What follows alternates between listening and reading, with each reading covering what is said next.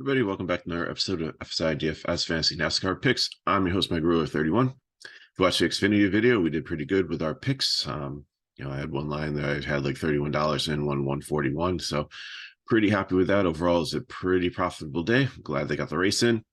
So for Cup, looks like it's going to rain today in Dover. They moved the race up earlier to try to get it in, but I don't know. I think it might end up being on Monday. I live in Scranton, which is maybe about 3 to 4 hours north of Dover, and we're supposed to have like inches of rain all day. It's just like the whole East Coast is just supposed to be quite the mess with this storm system.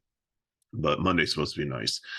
And as for they tried to get some practice in, and like the tires were just like wearing down like super fast, and people were like spinning out, and it was just not productive. And they ended up canceling it, and there's no qualifying. So we're lined up based on results from Talladega and NASCAR's magical formula.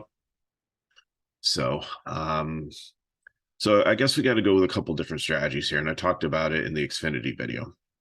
If we think that this race is going to happen on Sunday and they're going to have the competition caution and it's going to rain, we're going to keep probably closer to the top. Because if you watch the Richmond truck race about 3 weeks ago, I think it was on a Friday night. They had the rain tires on, it was raining, and it was stop and go, stop and go, stop and go. They'd run a little bit and then they'd have a caution for some rain, and then it'd clear up and they'd run a little bit and they'd have a caution for some rain. And like it was a race pretty much between three drivers who started in the top sixth, I think it was, and nobody else really could move or anything because there wasn't long enough runs for anything to happen. So that's strategy number one, is to kind of maybe look at plays up into the top. And then the other strategy would be if it's going to be on Monday, to go with normal place differential. It's probably going to be a very green track without much like rubber or anything laid down on it after like the rain and all the drying and stuff like that. So again, it's a concrete track. It's a monster mile here. So the nice thing is it's a shorter track, only being a mile long, that they can dry it faster, but that could also be a headache if they try to get this race in. So we'll have to see what happens there and how these tires hold up. And so this I would say it's not going to be as bad as a super speedway track.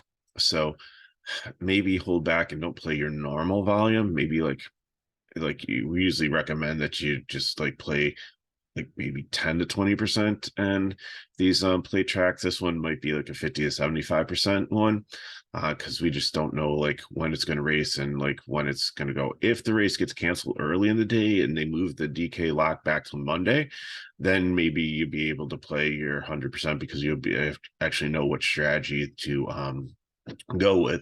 But if this race is going to lock and then they're going to cancel it like afterwards, then that's just going to be an absolute disaster. So I'll probably again play like only 50 to 75% of what I'd normally play. Okay, so as you notice, if you're the ones that look ahead, there's only two prime plays on there, and I'll explain because the prime plays, the third one, is going to be based on the strategy, and I'll get to that towards the end of the video. So Kyle Busch has the pole.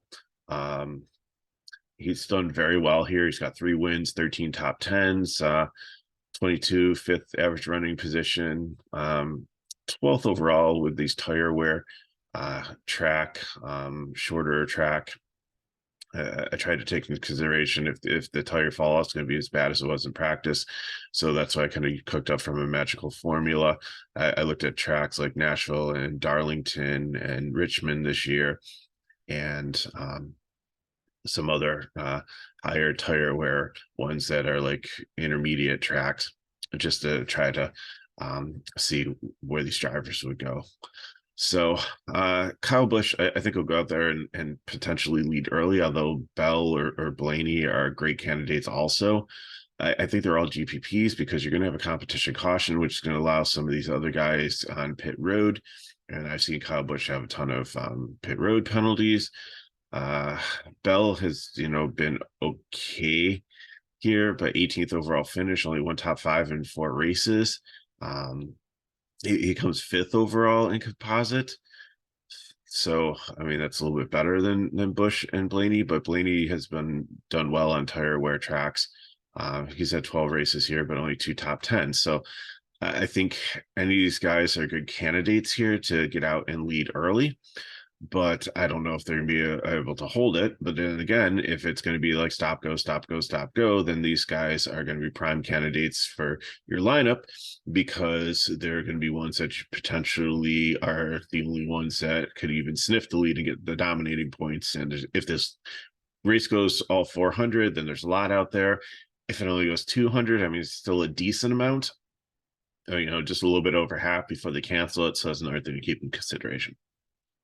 Kozlowski, I think, would be my favorite play up here. He's always run really well here. He's had pretty good form this season. I can't really look at the 22 numbers or like his composite average, because he had such a mediocre season. It seemed like in 21 they kind of mailed it in because they knew the new car was coming and they were focusing more on that than finishing out in the old car. And there's his first year in this new team. And then in 22 last year, they're trying to get used to the new car. But this year, I think they've done really well. And if you look at his like history here, it's been pretty good with leading laps. And so I think he's my favorite cash play up here in the top 4, and potentially one that could go out and lead early. Buescher, I mean, he showed some speed here at times, but overall he hasn't been great at this track. So another GPP, but again, you're gonna have to, in 12 races, he only has 1 top 10. So again, you have to, if you're going with it's going to rain and this race is going to be an absolute disaster, then I think he'd still be in play a little bit. I kind of like the top 4 a little bit better than him, but he might be one to definitely mix in. Briscoe, I still worry about with was horrible at Nashville last year, horrible at Darlington, not super great at Dover, and with his broken finger still on this track, trying to drive and shift and everything on a shorter track, I think that just could be disastrous.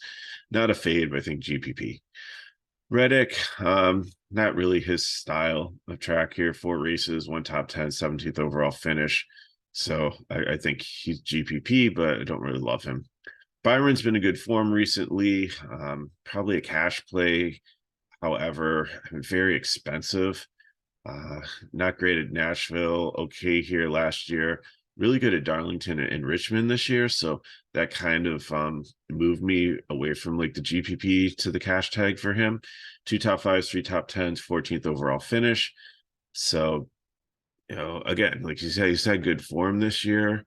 And we've seen some speed out of him, but and when they've raced at this type of track and this type of package, he's been good recently, but over the course of his career hasn't been as good. So I'll let you decide if you want to play 11 2 guy in your cash lineup. But I think things point to the potential of that.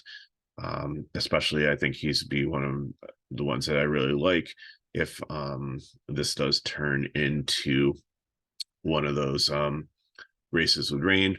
But he's one that had problems with the tire in practice, so he's got to be able to figure that out and not completely run him down and court him. Stenhouse continues to overachieve, it seems, this year. I think he's starting a little bit too far forward. That's why I have him as a GPP. Don't really see him getting out there and leading with the quality of the other drivers in the top 10 here. In 19 races at this track, he's got 1 top 5, 4 top 10s, and 19th overall finish. So probably not going to be playing a lot of Ricky. Chase Elliott, really good on concrete tracks, 9th overall finishing position, which is good. 2 wins here, 9 top 5s.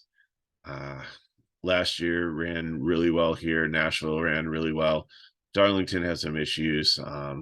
Didn't run at Richmond because he had the broken leg. So he's really haven't seen, seems like he's back pretty good since then. So I think he's definitely playing cash, and another one to kind of consider here. I like his price better than Byron. And I think, he's one that I'd kind of focus on with the rain package one. I might start that lineup with like he and Keselowski and figure out maybe Kyle Busch, just because he's probably will lead a little bit early, and then figure out like what other ones I want to put in that lineup. So Eric Jones, again, I think he's starting a little bit too far forward. He had a good race at Talladega, but these legacy motorsports just haven't had the speed. 20th overall in this track type, so GPP to fade for me. Harvick's been good at this type of track. He's been the best Ford at most of the time this year, but the Fords overall haven't been great in when they've had like this package out there. So, but I just look at his history. 3 wins, 10 top 5s, 23 top 10s. He's led the most laps out of anybody. Of course, he's had the most races too. But even if you look at the laps led percentage, other than Kyle Larson and Josh Berry, which you really can't look at because he most of his stats were in Xfinity.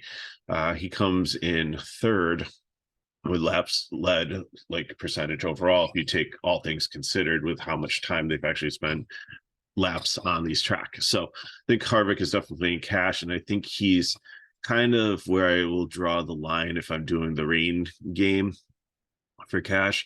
So I probably would try to get maybe Elliott, Keselowski, and then figure out who else in my lineup if it's going to definitely be today and it's going to be stop and go. But here's where I think I draw the line for cash plays, and then the rest I'd fill in with place differential guys if it's going to be the rain one. So maybe you want to do 2 lineups. Maybe you want to do the rain lineup. Maybe you want to do the Monday lineup. Denny Hamlin, I think, is a GPP. The Toyotas have been okay here, but I just really haven't seen a ton out of them this year. I mean, it's a good track for Denny, and you think like between he and like Truex, and we see Bell put it together a little bit this year, but just haven't seen like the consistent dominance of these Gibbs cars like we have in years past, and I just don't know what it is. But again, like 14 top 10s here. He's had 1 win in 32 races, so wasn't great last year, but if you look at like National and Darlington and tire wear tracks overall, he comes in second. So I think that definitely someone to consider, but again, with just a reason for more of a GPP. Chastain, and just with his aggressiveness on this type of track, other than Darlington, like he's had outstanding numbers running on these shorter flat tracks. Richmond did really well, 4th overall in my composite. Darlington specifically only has 1 top 5 in 8 races, 25% DNF rate, but I think he'll be fine for cash if the race is on Monday. Daniel Suarez, he seemed to be really good at this track, so I think he's a good sleeper play here. I'm going to give him the cash tag, 7,800, like the price. If you look at all the composite numbers, it's like 18th. He's starting 15th, which is fine for me.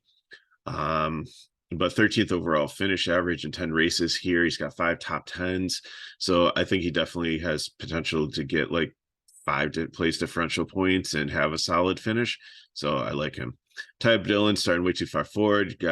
Ran a good race at Talladega. That's why I got so far up here, but he's 33rd in composite, 24th overall finish here. So no, thank you, Ty Dillon.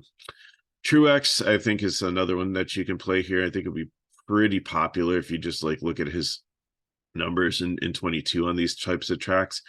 But if I look at some of the tire wear tracks overall, brings down his average a little bit. But in 32 races here, he's got 3 wins, 9 top 5s, 18 top 10s.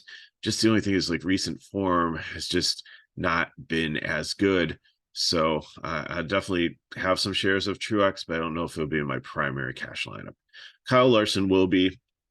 Said he just on in Martinsville, he just completely surprised me and took an average car and ran a really good race. And I didn't think he had the car. I was not on him at all, and he ended up winning that race and doing well. So I'm going to make him my first prime play here. A little bit expensive, but #1 overall in all the composite ranks that I look at these types of tracks. Was really good at Richmond also. Has 1 win here, 7 top 5s, 11 top 10s. Has led the most laps out of everybody percentage wise. So I'm gonna lock in Kyle Larson if it's a Monday race. I'll have to really think about it if it's going to be the Sunday race, but I might still have him in some lineups. Eric Almirola does well on short flat tracks, so he's another one that I'm definitely going to consider here. Again, like I said, the Fords haven't been super fast in this type of style of racing, but I think that Huey Kozlowski and Harvick will be fine. It's just more the Penske ones and some of the other live fast ones that I'm not live fast front row that I'm a little bit more concerned with. But I think he definitely, here can stay in the top 20, maybe, if he has a really good day, get into the top 10. But I think that, again, that'd be more if it's a Monday race and not as much Sunday. But I do like the price of 65. And it does make sense, I think, in the Sunday rain race scenario, if you're looking for value to play somebody that potentially could finish 19th versus somebody that's starting in the 30s and might never ever get out of there. So Cindric, GPP again, like I'm not high on the Penske Fords here. Struggled last year here, just really hasn't had finished, I think, dead last. Had some issues. So his composite and the different tracks, like in the style, is 25th. So not really interested. Yaley and McLeod starting way too far forward here, not playing them, even if it is the rain race. I still think that they will fall backwards. Barry is another intriguing one. He was really good here in Xfinity. Ran decent here in Richmond when he filled in for Chase Elliott. So 2 races. He's got 1 win and 2 top 5s in Xfinity. So he's decent with the track style. But in cup wise, I think there's some place differential here. I like the price of 7,500, filling in for Alex Bowman, who was in a sprint car wreck and got injured and is going to be out for 2 to 3 weeks. So hopefully he's okay and we'll be back. So just these poor Hendrick drivers just doing stuff in their free time and just getting injured. Watch your back, Byron and Larson. Stay at home, play video games. They're safer.